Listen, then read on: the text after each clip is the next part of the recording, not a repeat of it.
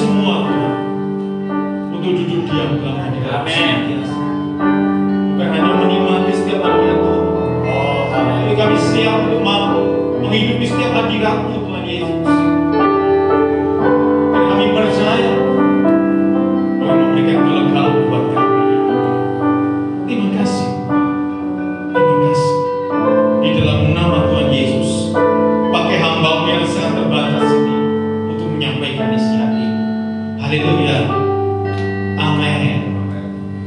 Selalu duduk kembali saudaraku.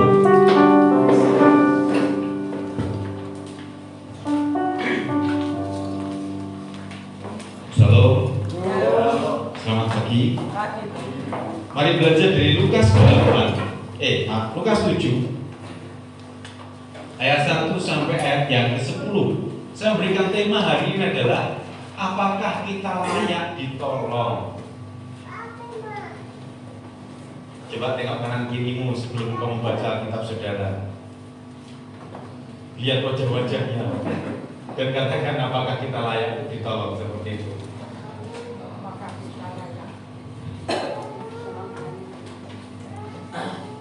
Sudah ketemu? Lukas 7 ayat 1 sampai ayat yang ke-10.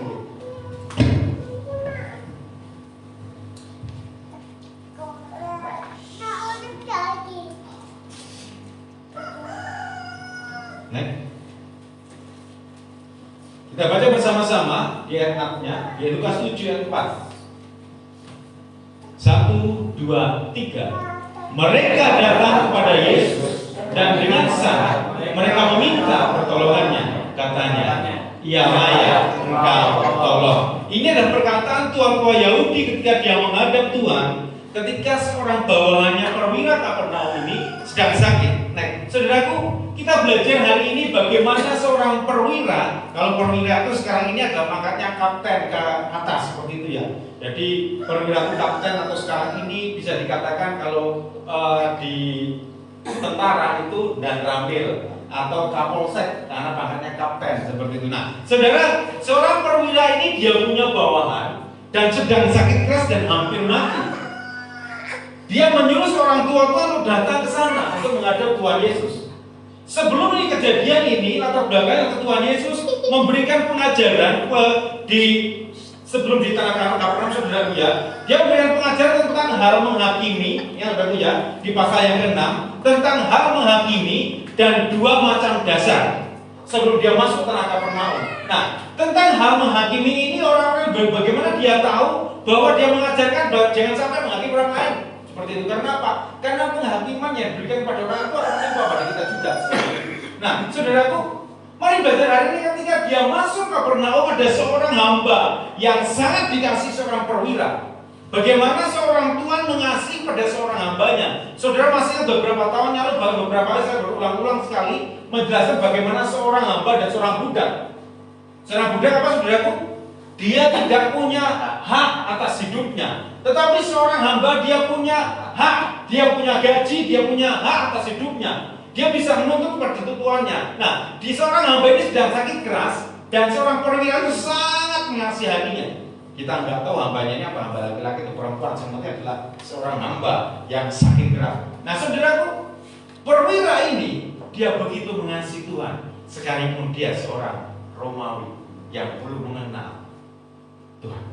Nah, kita belajar bagaimana apa yang menyebabkan perwira tersebut layak untuk ditolong. Kalau kita tahu siapa perwira ini, saudaraku, dari mana? Dari Roma. Bangsa Roma belum mengenal namanya Tuhan. Dia menyembah namanya dewa-dewa. Tapi kenapa sampai Tuhan menolong dia seperti itu? Apa yang menyebabkan perwira tersebut layak untuk ditolong Tuhan? Saya memberikan 3 bagian hari ini yang saya berikan pada saudara. Yang pertama, sangat menghormati hadirat Tuhan. Perhatikan ayat yang ketiga. Sudah temu? Di sana saya tuliskan tapi apakah kelihatan karena sangat kecil sekali. Ketika perwira itu mendengar tentang Yesus, ia menyuruh beberapa orang tua-tua Yahudi kepadanya untuk meminta supaya ia datang dan menyembuhkan hambanya. Saudaraku, dia sangat menghormati setiap hadirat Tuhan. Bukan berarti saudaraku ya, ketika dia menyuruh tua-tua Yahudi tersebut, bukan berarti karena dia merasa dirinya punya pangkat, bukan berarti karena dia seorang perwira, punya jabatan dalam satu tempat, tapi dia karena sangat menghormati hadirat Tuhan. Kenapa saya katakan menghormati hadirat Tuhan? Karena dia tahu sebuah tradisi yang beberapa tahun yang lalu saya khotbahkan, saya bayani pada saudara. Seorang nabi dilarang untuk berhenti di sembarang tempat. Pertama, seorang nabi dilarang bertemu dengan orang-orang yang tidak percaya seperti itu. Dan dia tahu benar siapa dirinya. Dia seorang Romawi, dia seorang belum mengenal Tuhan dan belum dimasukkan dalam jajaran orang-orang percaya Tuhan pada waktu itu. Dia tetap menyembah dewa-dewanya seperti itu. Tetapi yang baik-baik, dia seseorang yang sangat menghormati hadirat Tuhan, sehingga dia meminta tua-tua Yahudi untuk datang kepadanya. Perhatikan hal ini. Bukan karena dia punya jabatan, saudaraku ya. Kalau punya jabatan gampang datang pada orang lain. Mungkin kalau Kapolsek datang ke tempat kita gampang sekali. Kue komponen Babin Sani, apa sih Pak Polisi ya? Babin Country masih datang ke sana, seperti itu. Atau mungkin Babin Sani dari tentara seperti itu. Tetapi perwira ini berbeda. Dia menyuruh tua-tua bukan karena pangkat dan jabatannya, tapi karena dia sangat menghormati setiap hadirat Tuhan. Perhatikan hal itu. Dia sangat menghormati hadirat Tuhan. Dia merasa tidak layak menerima kedatangan Tuhan. Ya, baik-baik. Dia merasa hidupnya tidak layak menerima kedatangan Tuhan. Karena apa? Bagi orang-orang Yahudi, orang yang selain Yahudi adalah orang yang dianggap najis. Wah, kejam sekali pada waktu itu dulu ya. Sehingga dia merasa aku tidak layak. Aku bukan bangsa dari sana. Nggak mungkin aku menemui kau. Karena apa? Karena aku itu najis bagimu. Dia sangat menghormati tradisi itu. Dia sangat menghormati apa yang dikatakan Tuhan Yesus seperti itu. Dia sangat menghormati apa yang terjadi dengan tradisi orang Yahudi. Berbeda agama, berbeda tradisi, berbeda negara seperti itu. Sehingga dia nggak berani datang kepada Tuhan. Karena apa? Karena dia sangat menghormati hadirat Tuhan. Mari perhatikan hal ini. Saya tekankan hari ini. Saudara dan saya menjadi umat percaya harus menghormati hadirat Tuhan. Bagaimana orang yang belum percaya Tuhan, dia begitu menghormati hadirat Tuhan, sampai dia menyuruh tua-tua karena bukan jabatan, tapi karena dia merasa hidupnya tidak layak untuk menghadap Tuhan. Dia tidak layak merasa hidupnya datang pada Tuhan, sehingga dia menyuruh tua-tua. Saudara, mari perhatikan hal ini. Seringkali kita menyepelekan dan tidak menghormati hadirat Tuhan. Hanya datang waktu kita butuh Tuhan. Ada amin. Ada amin. Ada amin. Seringkali kita tidak menghormati hadirat Tuhan, menyepelekan hadirat Tuhan. Kita datang ketika kita butuh Tuhan. Ketika punya masalah kita datang sama Tuhan, nangis-nangis dan sebagainya. Ketika gak ada masalah kita santai-santai saja dan sebagainya, gak pernah menghormati hadirat Tuhan. Semau gue dan lain sebagainya. Itu seringkali terjadi. Tapi ketika ada masalah dan sebagainya, ada berbagai bertubi-tubi masalah seperti itu, baru dia cari Tuhan, menghormati hadirat Tuhan seperti itu. Bahasa salah seperti itu, saudaraku. Jangan kita juga sama seperti itu. Saudaraku, mari perhatikan hal ini. Perwira yang belum mengenal Tuhan, dia sangat menghormati hadirat Tuhan. Pertanyaannya buat kita, buat saudara dan saya, apakah saudara dan saya menghormati hadirat Tuhan dalam hidupmu? Ketika kita menghormati hadirat Tuhan dalam hidup kita, saudara dan saya ada kelegaan dalam hidupmu. Seringkali kita susah tidak mendapatkan kelegaan karena nyepeleknya hadirat Tuhan. Banyak orang menyepelekan hadirat Tuhan. Karena apa? Karena merasa dirinya kuat, karena merasa dirinya mampu, karena merasa hidupnya tanpa orang lain tidak apa-apa. Orang lain tak tendangi saja tidak apa-apa deh. Karena merasa dirinya kuat dan mampu dan hebat, sehingga butuh Tuhan, tidak butuh orang lain. Tapi hari ini Kita belajar dari mana? Perwira Kapernaum. Seorang perwira yang bukan dari golongan Yahudi. Dia sangat menghormati hadirat Tuhan. Dan Tuhan tolong dia. Sampai yang menganggap dia layak untuk ditolong itu adalah orang Yahudi.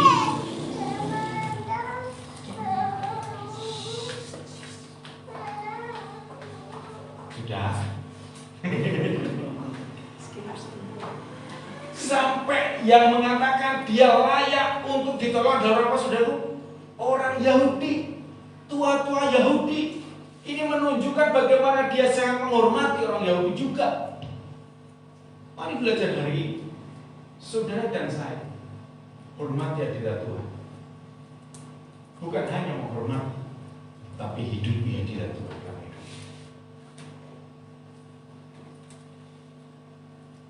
Amin. Yang kedua, sangat menghormati apa, saudaraku? Tatanan itu aturan. Dia sangat menghormati tatanan yang ada. Mari perhatikan ini ayat yang ke-8.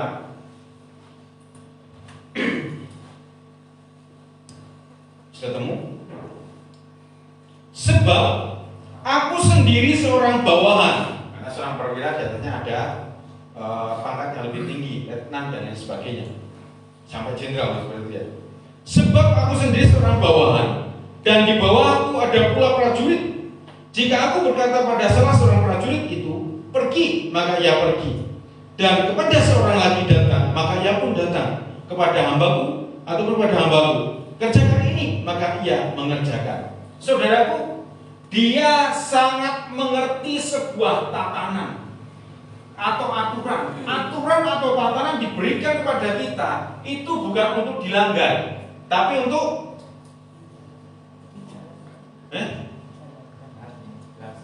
dilaksanakan. Bukan untuk dilanggar dulu ya, tapi untuk dilaksanakan. Seringkali kita punya peraturan, seringkali kita merombol peraturan. Karena apa? Karena merasa benar. Di Alkitab banyak sekali peraturan-peraturan yang seringkali kita terombol. Karena apa? Yang pertama mungkin nggak tahu. Yang kedua mungkin tidak pernah diajarkan. Yang ketiga nekat. Misalnya, ya betul. Salah satu contoh seperti ini. Di lampu merah, ke lampu kuning biasanya apa? Siap-siap. Ada lagi? Lampu kuning, dan siap-siap. Pak Yudi, sing sini basic gomo. Cepat-cepat. Hati-hati. Hati-hati. Cepat-cepat juga seperti itu. Siap-siap seperti itu ya. Kuning, oke. Kalau merah? Berhenti. Nah, apa kabar antara ya berhenti ya. Oke. Kalau hijau? Jalan, oke.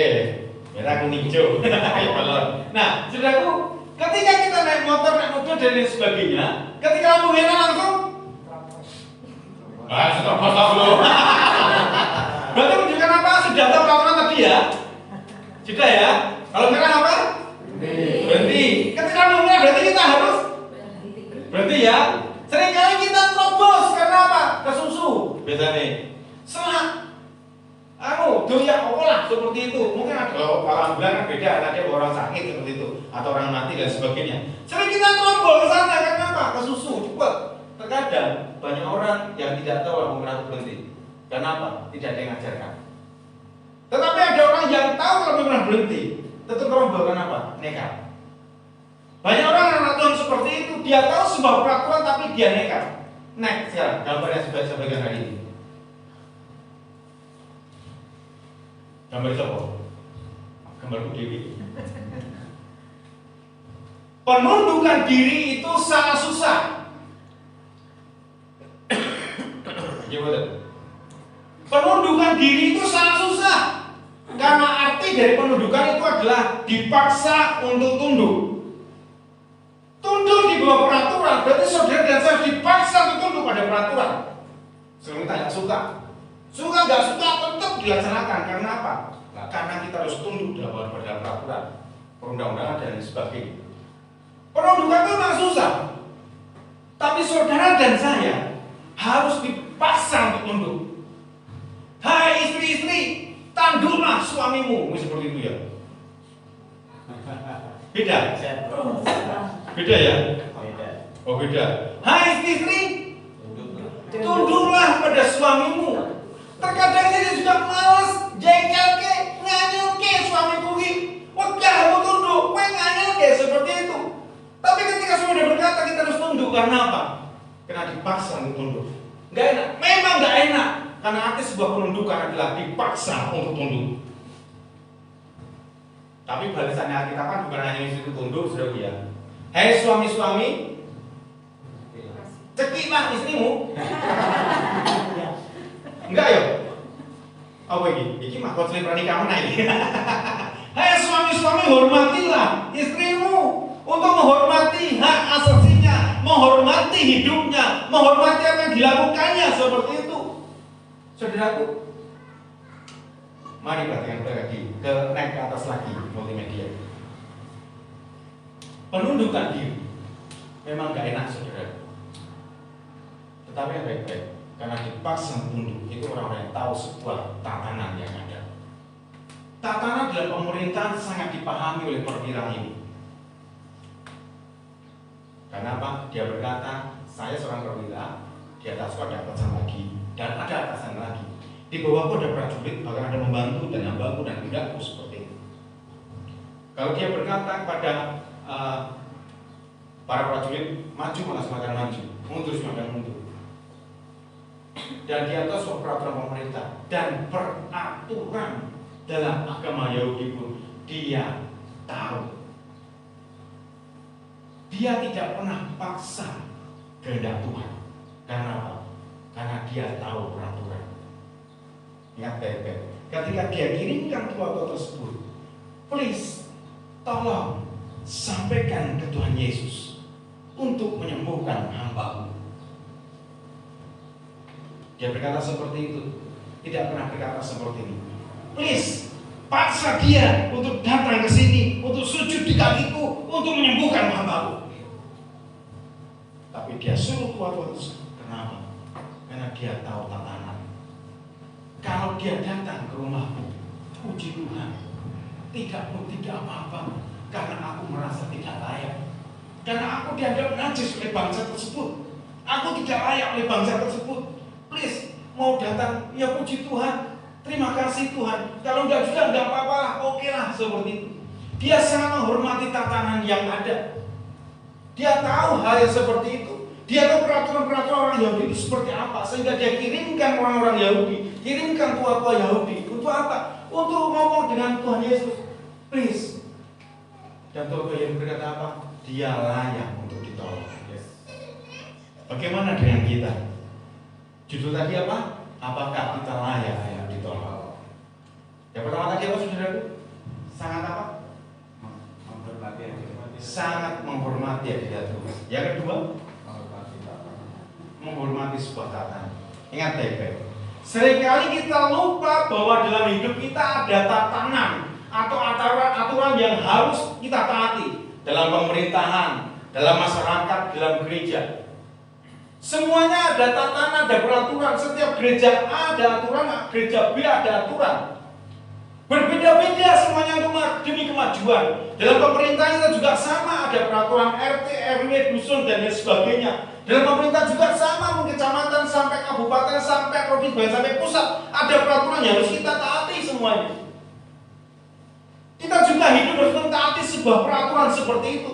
Dalam gereja juga sama, harus menghormati sebuah tatanan yang ada. Mari baca hari ini.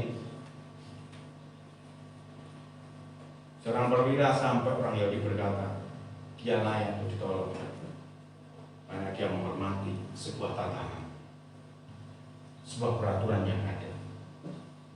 Kita tinggal pun harus menghormati sebuah tatanan dan peraturan yang ada.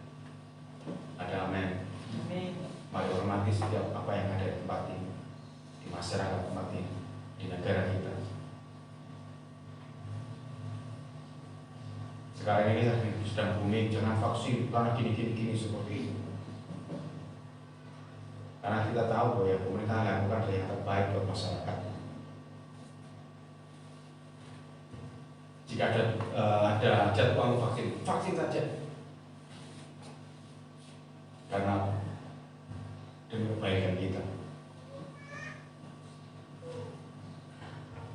Yang terakhir, menghargai orang lain. Ayat yang kelima, sebab ia mengasihi bangsa kita, dan dialah yang menanggung pembangunan rumah ibadat kami.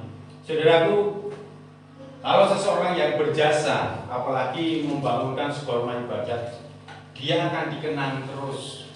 Kalau yang dibangun ke matur nuwun gitu saudara ya. Kalau enggak yo ora dieling-eling biasanya seperti itu ya. Paling total. Wah. Karena dia merasa bahwa orang-orang Yahudi sangat terbantu dengan keadaan perwira Kapernaum. Dia sangat dihormati oleh orang-orang Yahudi. Karena apa? Karena dia sangat menghargai orang lain. Dia menghargai peribadatan orang lain. Dia menghargai apa yang terjadi atas orang-orang Yahudi. Bahkan tempat ibadah pun dibangunkan oleh dia. Perhatikan hal ini. Karena apa? Karena dia sangat menghargai orang lain. Jika perwira tersebut bukan seorang yang menghargai orang lain, tidak menghargai orang tua-tua Yahudi, tidak menghargai kebiasaan tradisi orang-orang Yahudi, saya yakin dan percaya tua-tua ketika disuruh oleh perwira ini nggak mungkin mau. Uang serik ditongkar karo uang serik mungkin makan. Ya betul. Iki umpamane saya punya masalah dengan Mas Wendy umpamane. Terus saya datang pada Mas Wendy, Mas Wendy, tolong katakan pada si A untuk seperti ini. Kira-kira Mas Wendy berangkat atau enggak? Enggak. Kalau sedang baik kalau saja, tapi kalau enggak baik, enggak. Nyai teman. Nggih boten. Iya, seperti itu. Mau sono dhewe kono seperti itu. Saudaraku, tetapi tua-tua Yahudi dia menurut apa yang dikatakan perwira Kapernaum. Karena apa? Ini bukan karena masalah jasa, bukan masalah ketika dia membangun rumah ibadat. Tuhan Yesus juga menolong bukan masalah karena orang Kapernaum ini membangunkan rumah ibadat orang Yahudi. Tapi orang tersebut, perwira tersebut, karena dia menghormati orang lain, menghargai orang lain, menghargai bangsa lain, menghargai sebuah peribadatan orang lain seperti itu. Karena ada sebuah penghargaan yang diberikan pada Tuhan. Karena apa? Karena dia menghargai orang lain. Perhatikan Lukas 6 ayat 31.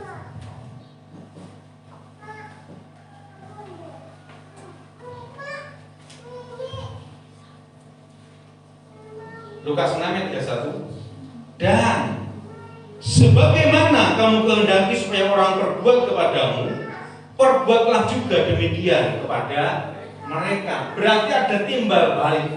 Karena Tuhan Yesus sangat menghargai Kapernaum itu karena apa? Karena dia juga menghargai orang lain. Saudara dan saya, kalau saudara nggak pernah menghargai orang lain, ketika kita meminta orang lain juga akan diperhati. Karena apa? Karena kamu kono, kowe nggak pernah bantu aku, kowe nggak pernah ini kepada aku seperti itu. Ngapain lo minta tolong kepada aku? Itu terjadi ketika sekarang ini. Karena apa? Apa yang kamu kehendaki pada orang lain lakukan, lakukan juga itu pada orang lain. Saudara dan saya dituntut adanya timbal balik pada orang lain. Kalau engkau ingin dihormati orang lain, hormatilah orang lain juga. Kalau engkau ingin dihargai orang lain, hargailah orang lain juga. Tapi yang paling utama tadi, sangat menghormati hadirat Tuhan. Saudara, apa yang telah dilakukan perwira tersebut sangat mengena di hati orang Yahudi. Sangat mengena, saudara. Ingat, ini bukan masalah pembangunan yang dilakukan oleh perwira tersebut. Sangat mengena, sehingga mereka mau datang untuk menolong dia. Bahkan dia berkata pada Tuhan Yesus, dia layak untuk ditolong. Seringkali kalau kita diminta doa sama orang lain, Pak, tolong doakan dia. Dia sedang sakit parah. Atau dalam menara doa, saya di WA orang lain, sementara saya nggak kenal. Kira-kira saya menyampaikan pada yang lain, saya nggak kenal, orang lain juga kenal. Minta tolong doakan. Saya berkata, ya ini siapa? Saya nggak kenal. Itu terjadi jika saudara merasa sesuatu hal ingin dihadiri orang lain, hargai orang lain. Sampai tua-tua Yahudi berkata, dia layak untuk ditolong. Karena apa? Karena dia sangat menghargai orang. Saudara dan saya, menghargai orang lain, menghormati orang lain, bukan berarti kita harus tunduk, tunduk terus dan sebagainya. Ketika ada keluh kesah, sampaikan dan sebagainya. Tapi hari ini adalah baik-baik. Jika kau ingin dihormati, hormatilah. Jika kau ingin dihargai, hargai orang lain. Tiga bagian kita bagian hari ini. Yang pertama apa, saudara? Sangat menghormati hadirat Tuhan. Yang kedua, sangat menghormati tatanan. Yang ketiga, menghargai orang lain. Sampai tua-tua Yahudi berkata pada Tuhan Yesus, Dia layak untuk ditolong. Oke, dengan hidup saudara dan saya,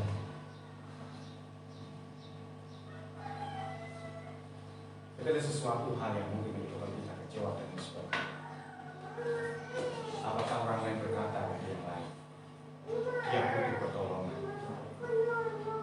Ketika orang lain punya masalah, apakah kita berkata dia butuh doa dan pertolongan? Atau apakah kita berkata, kapokmu, syukurmu, salah sopo? Karena apa? Karena orang itu tidak pernah menghargai orang lain. Tapi jika kita menghargai dan menghormati orang lain, orang juga berkata, aku kok merasa gimana gitu. Karena apa? Karena orang tersebut menghargai orang lain.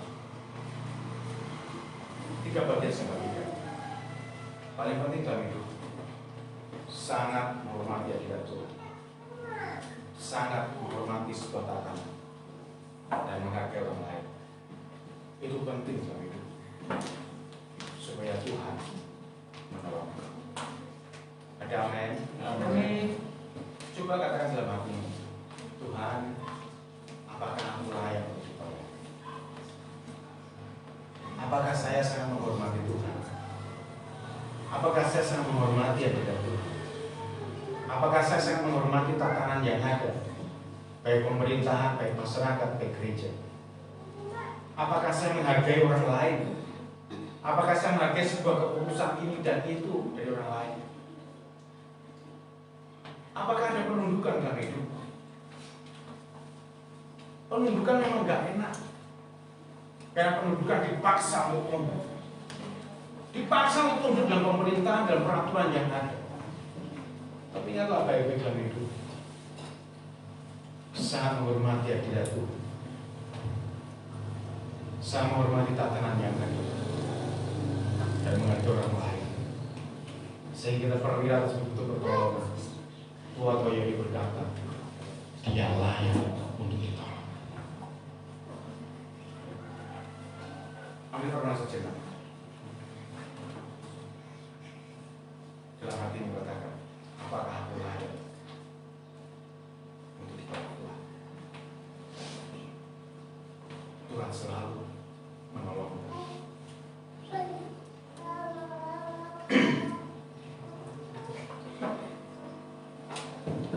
Tuhan selalu menolongku, selalu menjagaku,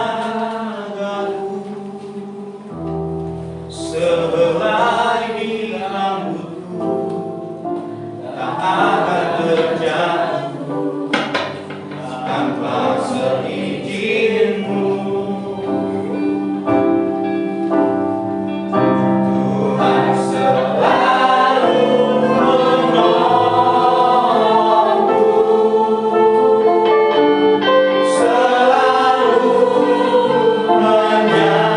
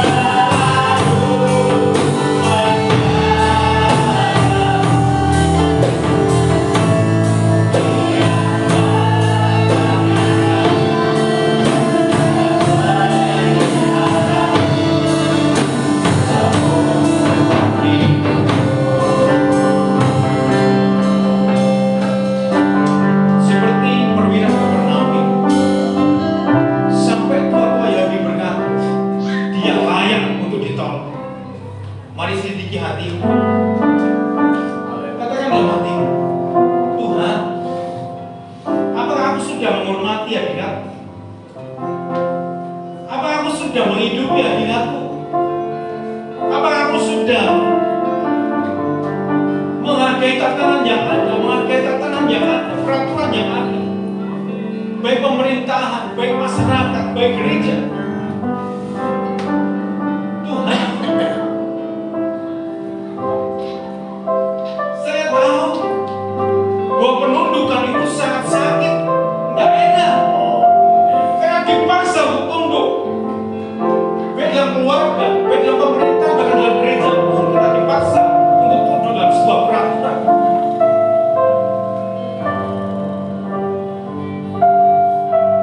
Ajari kami untuk sanggup melakukannya. Tuhan, apakah aku sudah menghormati orang lain, menghargai orang lain, sehingga orang lain berkata kepada Engkau bahwa kami layak untuk Engkau. Tuhan, ampuni kami, Tuhan Yesus, karena kami tahu Engkau sumber pertolongan kami. Dan mulai hari ini ajari kami untuk menghormati hadirat-Mu, Tuhan Yesus, untuk menghormati tatanan yang ada, Tuhan Yesus, dan menghargai orang lain. Itu sumber pertolongan kami, karena Tuhan selalu menolong